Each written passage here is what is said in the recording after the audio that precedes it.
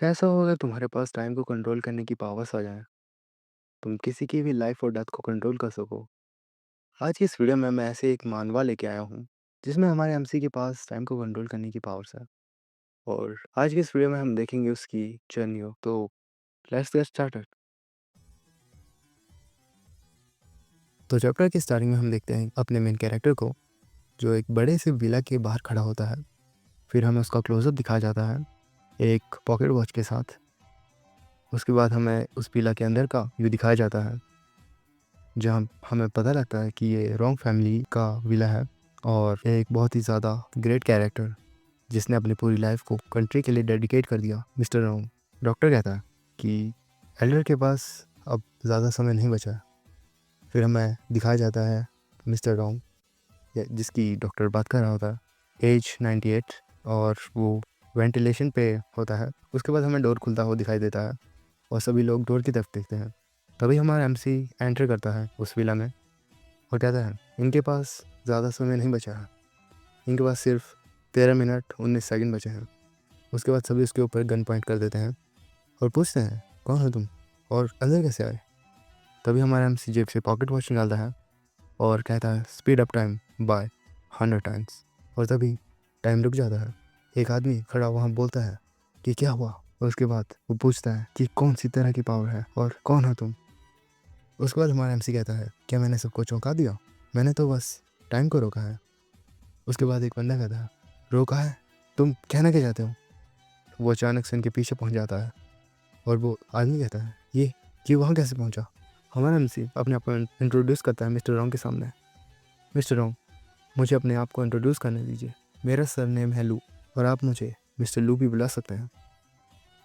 और मैं हूँ सेल्समैन जो वंडर करता है ह्यूमन वर्ल्ड में, और मैं यहाँ पे सिर्फ एक ही प्रोडक्ट बेचने आया हूँ और वो प्रोडक्ट है टाइम। उसके बाद हमें 10 दिन पहले का बताया जाता है, एक सिटी में जब हमारा एमसी कहीं से निकल रहा होता है और अपने फ़ोन को देख रहा होता है, जिसमें मैसेज आया होता है उसकी मॉम का, बेटा अगर तुम्हें ज़्यादा प्रेशर है काम का तो तुम उसे छोड़ सकते हो और हमारे पास सेविंग्स है जिसे तुम एक नया घर खरीद सकते हो कैपिटल में। तभी हमारा एमसी निकलते हुए वहाँ से बोलता है कि कैपिटल नॉर्मल पर्सन के लिए बहुत ही ज़्यादा इंसिग्निफिकेंट है, हम बस चींटियाँ हैं जो स्ट्रगल कर रही हैं in the city of giants. उसके बाद वो कहता है बहुत पहले का मैं अपने सपनों की खोज के बिना पछतावे से इस नेशनल ट्रेडिंग कैपिटल में रुका रहा। मेरे पास बड़ी प्लानिंग्स थी जिन्हें मैं पूरा करना चाहता था। कितनी ख़राब बात है, मैं इस दुनिया का मेन कैरेक्टर नहीं हूँ।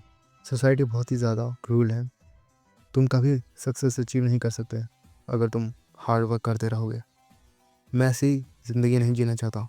और तभी पीछे से एक आदमी दौड़ता हुआ आता है, कह रहा होता है मैं बहुत लेट हूँ, मैं बहुत लेट हूँ, एक्सक्यूज़ मी। और तभी अपने एमसी को टक्कर मारता हुआ वो भाग ही रहा होता है और हमारा एमसी कहता है हे तुमने मुझे टक्कर क्यों मारी। और तभी हमारे एमसी के आंख में कुछ होता है और वो कहता है क्या।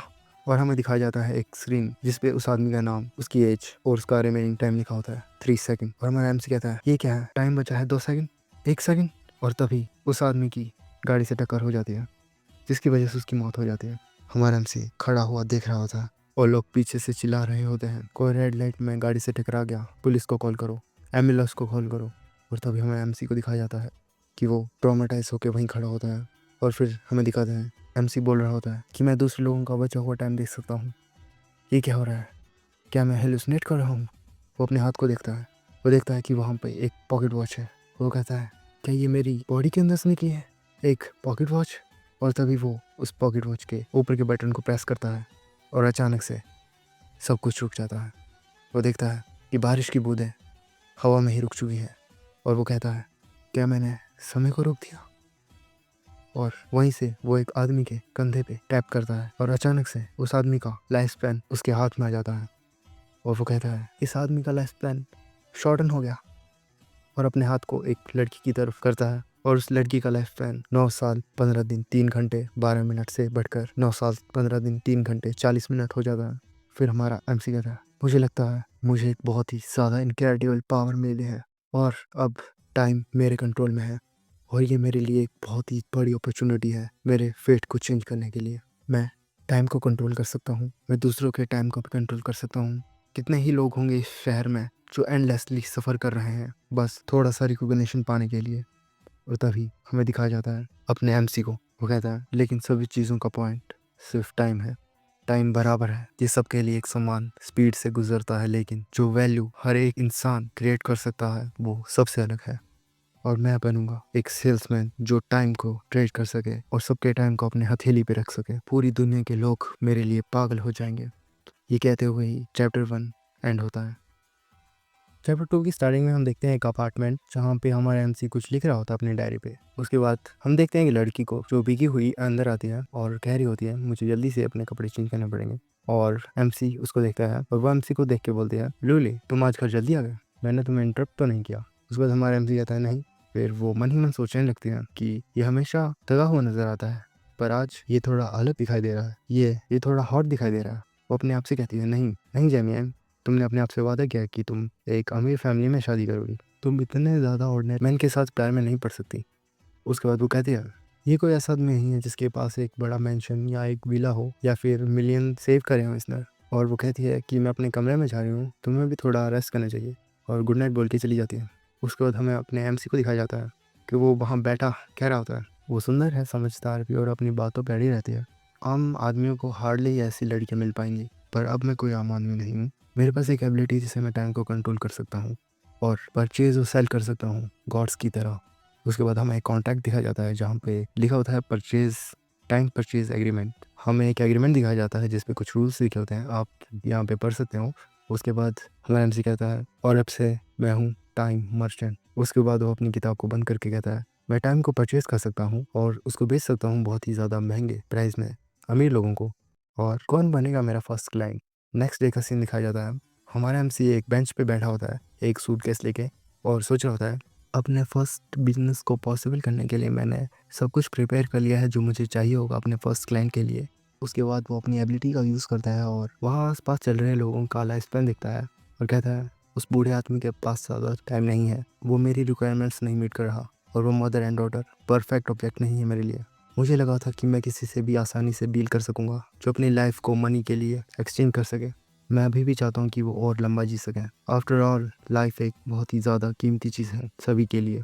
उसके बाद उसे एक आवाज़ सुनाई देती है। वहाँ पर एक आदमी कह रहा होता है अपनी वाइफ से कि मैं जल्दी घर आ जाऊँगा और तुम्हारे लिए एक नया सेल फोन बाय करूँगा, मुझ पर भरोसा करो, मेरे पास बहुत सारी पार्ट टाइम जॉब्स हैं। और पीछे से एक बंदा उसको बुलाता है, वो बोलता है काम से मत भागो, तुम्हें अभी भी बहुत सारा काम बाकी है। उसके बाद हमारा एमसी उसे देखता है और कहता है क्या वो एक कॉलेज स्टूडेंट है, कौन पार्ट टाइम जॉब करता है। उसके बाद एमसी अपनी एबिलिटीज उसकी लाइफ स्पैन देखता है और कहता है मुझे लगता है तुम्हें पैसे की बहुत ज़्यादा ज़रूरत है। और मन में सोचता है मुझे लगता है तुम बनोगे मेरे फर्स्ट क्लाइंट। उसके बाद वो वहाँ से चला जाता है। उसके बाद हम देखते हैं वो वहीं पे एक रेस्टोरेंट में बैठा होता है और कह रहा होता है कि मैं बहुत ज़्यादा थक गया हूँ। उसके बाद हमारा एमसी उसके पास आता है और वो बंदा पूछता है क्या मैं आपकी कोई मदद कर सकता हूँ। उसके बाद हमारा एमसी अपनी एबिलिटी को यूज़ करते हुए multiply the time 100 times time को रोक देता है और सभी उस रेस्टोरेंट में रुक जाते हैं। और वो बंदा कहता है ये यहाँ पे क्या हो रहा है, क्या तुमने कुछ किया है, कौन हो तुम। उसके बाद हमारा एमसी कहता है रिलैक्स, मैंने तो सिर्फ छोटा सा चेंज किया है, मैंने तो सिर्फ अपने आसपास के टाइम को स्लो किया है। अब जो हमारे आसपास आवाज़ और मूवमेंट्स है वो बहुत ही ज़्यादा एक्सट्रीमली स्लो हो गई हैं, जैसे कि वो स्टैटिक हो।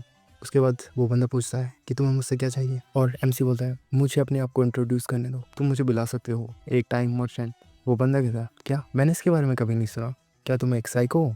उसके बाद हमें अपने एमसी को दिखाया जाता है, वो उसको एक्सप्लेन कर रहा होता है मिस्टर चैंग आप रिलैक्स कीजिए, मैं ये बिजनेस बहुत सारे सालों से करता आ रहा हूँ। मैं लोगों से उनका लाइफ स्पैन खरीदता हूँ और बेचता हूँ लोगों को जिन्हें उसकी ज़रूरत होती है।